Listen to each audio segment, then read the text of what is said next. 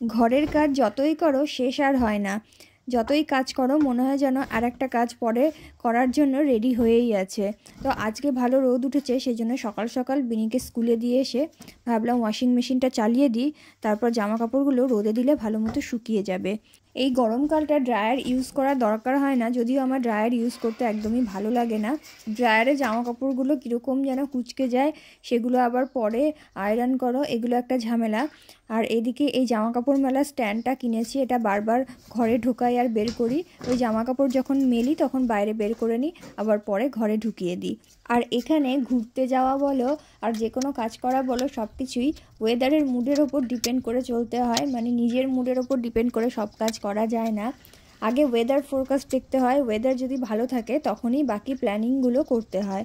তো সেই রকমই আর কি জামা কাপড় কাচার প্ল্যানিংও তাই, যখন দেখি ভালো রোদ আছে, যেদিনকে ভালো ওয়েদার দেখাচ্ছে ওয়েদার ফোরকাস্ট দেখে সেদিনকে আর কি জামা কাপড়গুলো ভালো মেলে দিই। যদিও সামারে ম্যাক্সিমাম দিনই রোদ থাকে, তো তবুও আর কি মাঝে মাঝে বৃষ্টিও থাকে।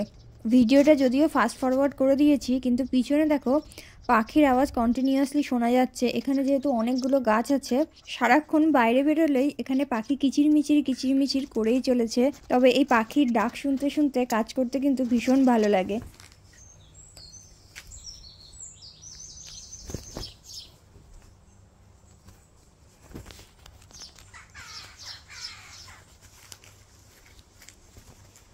সব জামা কাপড়গুলো এক জায়গায় মেললে আবার ঠিকঠাক শুকায় না, সেই জন্য ভারী ভারী যে জিন্সের প্যান্টগুলো আছে সেটা ওইদিকে মেলে দিয়েছি। আর এইদিকে ডাল আর ভাত বসিয়ে দিয়েছি। তো আমার কাছে সবথেকে কমফোর্টেবল ফুড হচ্ছে এই ডাল ভাত, আর সাথে হচ্ছে একটা অমলেট। আর ফ্রিজে একটা ফুলকপি হাফ খেয়ে হাফ পড়ে আছে, তো সেই জন্য ভেবেছি যে ফুলকপি আর আলু দিয়ে একটু ভাজা করব। আর একটা নতুন বেগুন এনেছিলাম, সেইটারও আজকে একটু ভাজা করে নেব। তাও মোটামুটি 12টা মতো বেজে গেছে, একটা বাজতে বাজতে বেরিয়ে পড়তে হবে বিনিকে স্কুল থেকে আনার জন্য। তো এদিকে আমার ততক্ষণে রান্নাটাও হয়ে যাবে, আর আমি সকাল থেকে কিছু খাইনি, তাই ভাবলাম একবারে রান্নাটা হয়ে যাক তারপরে খাবো। আর এখন এই বেগুনগুলো নিয়ে আসছি, এগুলো কিন্তু ভীষণ ভালো আর ভীষণ কচিও। আর এইদিকে একটা ডিম একটুখানি ঝুড়ো ঝুড়ো করে ভেজে নিয়েছি।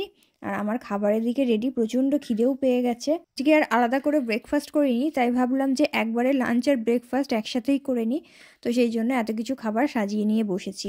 স্কুল থেকে এসে তাড়াতাড়ি আগে গিয়ে স্কুটারটা বাড়িতে রেখে বাড়ি থেকে সাইকেল নিয়ে আবার ও এই দিকে আসবে, এটাই হচ্ছে ওর প্রতিদিনের মজা। আস্তে, আমাকে নিতে এসছো? আমি তোমার পেছনে বসি? না না, পেছনে বসি। তুমি তো আমায় নিতে এসেছো স্কুটার রেখে সাইকেল নিয়ে। চলো চলো চলো বাড়ি চলো।